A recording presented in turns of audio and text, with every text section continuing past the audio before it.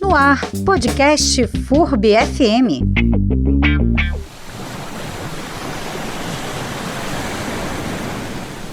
No mar agitado, um barco balança ao vento, corcel sobre as ondas. O rio vai para o mar, águas de conciliação lambem cicatrizes.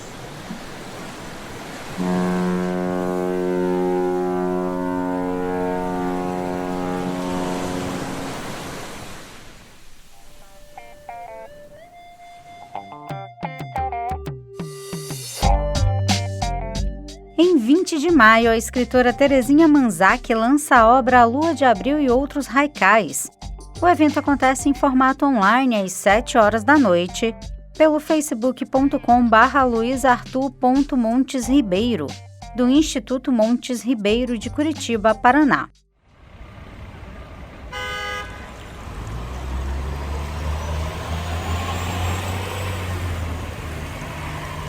Na curva do rio, o sol se põe e reflete a ponte de ferro. Um sopro de flauta, curioso entre os galhos, o vento que passa. Terezinha não nasceu em Blumenau, mas mora aqui há muitas décadas. E esse projeto foi viabilizado pelo segundo prêmio Herbert Hollitz, do Fundo Municipal de Apoio à Cultura de Blumenau. Além de lançar o livro, o projeto também prevê 4 oficinas para ensinar a fazer haikai e a apreender o mundo pela literatura. E se você tem interesse de aprender, fique com a gente até o final desse podcast, porque a minha última pergunta, Terezinha, é justamente sobre essas oficinas. Então estamos recebendo aqui agora nos estúdios do podcast FURB FM a Terezinha. Seja muito bem-vinda! O que o nosso ouvinte pode esperar do livro A Lua de Abril e Outros Haikais? É um livro com 30 textos, um por página, sendo haikais, que é um gênero de poesia escrito em 3 versos de até 17 sílabas e sugere sempre uma imagem, né, para o leitor, que talvez não seja a mesma imagem que o autor tenha observado, capturado no momento, né, da escrita do haikai, mas é a conexão, né, que ele pode fazer com o leitor. Este lançamento estava previsto em Curitiba ano passado, em novembro. Por conta da pandemia foi adiado, então nós resolvemos agora fazer o lançamento online. Esse livro traz um passeio literário pelas paisagens de Blumenau. Qual é a sua relação com a cidade? Eu amo Blumenau. Blumenau é assim, uma fonte inesgotável, né, de paisagens e os jardins, enfim, o rio. Aquele haikai, por exemplo, que eu li, na curva do rio, o sol se põe e reflete a ponte de ferro. Então, como surgiu esse haikai? Olhando o reflexo da ponte nas águas do rio Itajaí. Então, é assim que os haikais acontecem. O outro que eu falei, um sopro de flauta. Ele fala dentro do bosque, nos fundos da Fundação Cultural, que hoje é a Secretaria Municipal de Cultura. Então você ouve o canto de um pássaro, mas você vai conectar esse som com o sopro de flauta, porque o pessoal da banda municipal, eles ensaiam no bosque. Então às vezes se confunde o canto de um pássaro com um ensaio deles, né? Um sopro de flauta, curioso entre os galhos, o vento que passa.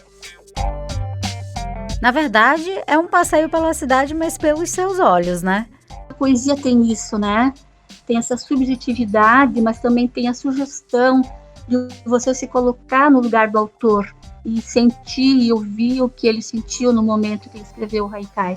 Eu sou, assim, simplesmente apaixonada pelo haikai, porque é uma forma de você capturar o momento, de você fotografar mentalmente e transmitir isso em palavras, né, nesses 3 versos de até 17 sílabas. Por isso que o haikai é um poema curto, mas ele tem que ser conciso, ele não é explicativo, mas ele tem que transmitir a intenção dele é transmitir uma imagem, aquela imagem que ele percebeu e que ele pode, né, passar para outra pessoa possa sentir a mesma sensação ou outra, né, dependendo da sua percepção. Mas a amplidão que a cidade nos oferece em matéria de imagem e de inspiração para escrever, isso está me faltando. Então, eu espero em breve poder sair novamente à rua, despreocupada, e olhar tudo, né, fazer novas imagens, novas capturas de poesia. É como se o haikai fosse uma fotografia em palavras, né, Terezinha? Exatamente, é um flash. O haikai é um flash. Você já havia publicado 3 livros de haikai antes desse, mas é a primeira vez que o seu foco é na cidade de Blumenau? Eu tenho 6 livros publicados, sendo 4 de haikais. E os de haikais, 2 estão esgotados, que é o Haikais para Crianças, e O Lado de Dentro, são livros já esgotados. O Águas de Conciliação, que foi o terceiro, ele estava em plataforma digital, então eu, quando venceu o contrato de 1 ano, eu retirei.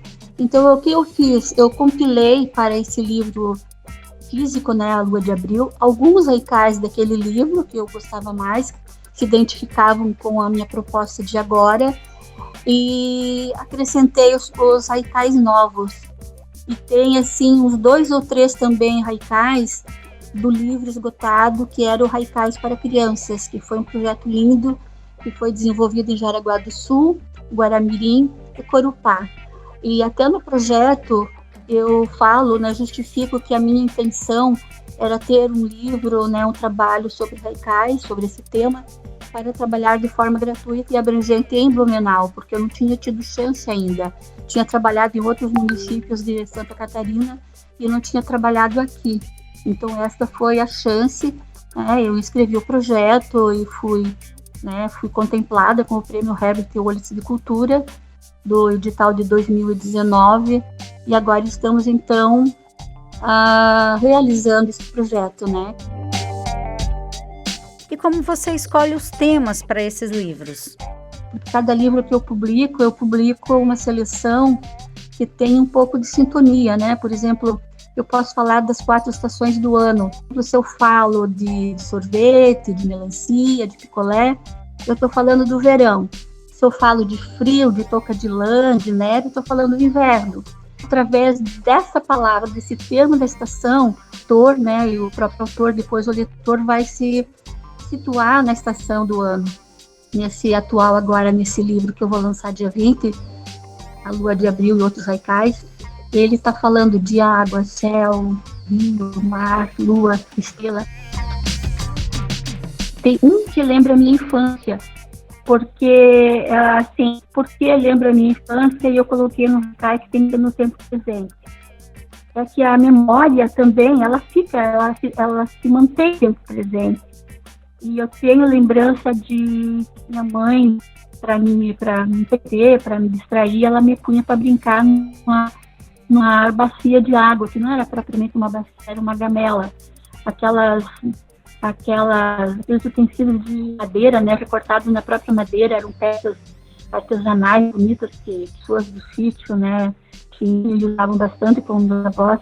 E a minha mãe tinha uma peça dessas, então punha água e eu ficava brincando, né? Então, lembro disso, mas claro, eu era uma criança, mas essa memória se mantém. Ele se traduz no haikai e fala assim: banho de bacia, e na tarde calorida, brincam mãe e filha. É uma lembrança da minha mãe. Que lindo! Falar de poesia não tem como, tá? Quando você fala de memória, principalmente memórias da infância, né, que lembra dos pais, enfim, que já se foram, não é muito fácil, não. Mas é como eu te falei, esse haikai, para mim, representa essa lembrança, essa memória, mas para outra pessoa pode significar uma outra coisa. Por exemplo, uma das minhas filhas, que já é mãe de 2 meninas, ela escreveu, eu disse assim: mãe, esse haikai você escreveu para mim, quando eu dei banho na Maria? Você entende? Assim, então, cada pessoa vai sintonizar e vai se identificar com o haikai, com a poesia que se insere, né, nesse texto. Eu também queria saber de onde surgiu essa paixão pelo haikai. Como você conheceu esse estilo?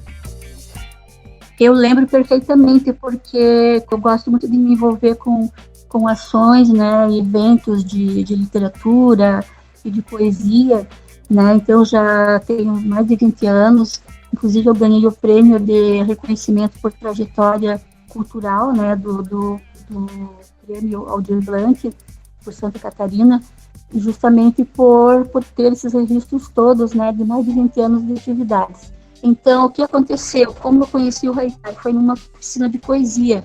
E aí, dentro dos gêneros, estilos de poesia, o Fábio Brigman comentou sobre o Haikai, que se escrevia em 17 sílabas, em 3 versos, e que era de origem japonesa e tal, e leu alguns, né? E nós fizemos uma oficina, então, né? Nessa oficina nós escrevemos alguns textos. E eu lembro que o primeiro que eu escrevi, ele gostou tanto e pediu para eu escrever para ele levar, entende, assim, lembrança da oficina. E eu me apaixonei pelo gênero. E eu já comecei a escrever nessa época.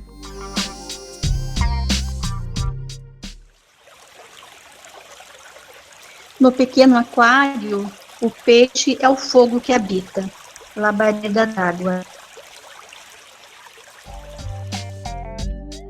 Agora já estamos chegando ao final da entrevista. Muito obrigada pela participação, Terezinha, pela disponibilidade e por compartilhar conosco o seu processo de escrita e visão poética sobre a cidade.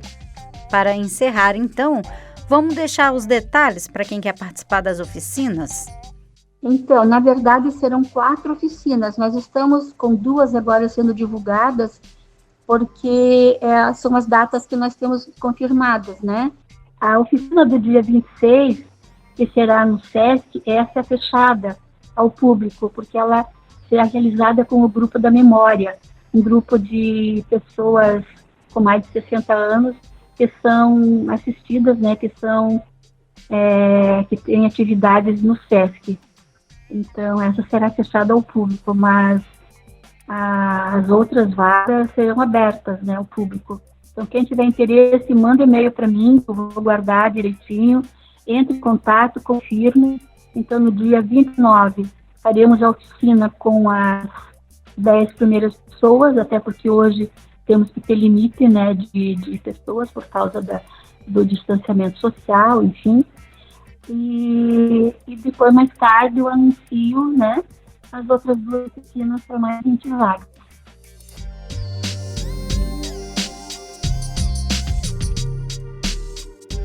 Produção e locução, Camila Bulhosa. Edição de áudio, Guilherme Vailate.